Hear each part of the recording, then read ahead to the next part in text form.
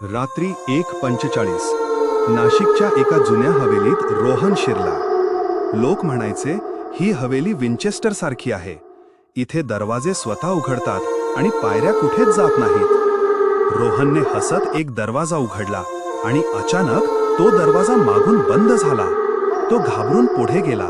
समोर 3 रस्ते दिसले, पण तो ज्या रस्त्याने गेला तोच पुन्हा त्याच ठिकाणी येत होता।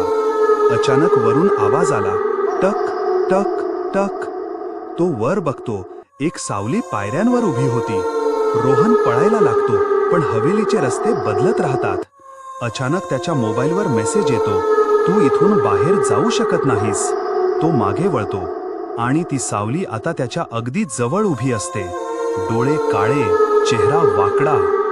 दुसऱ्या दिवशी त्या हवेलीत एक नवीन दरवाजा सापडतो आणि नाशिकमध्ये लोक म्हणतात, आजही रात्री ती हवेली नवीन माणसाची वाट पाहते।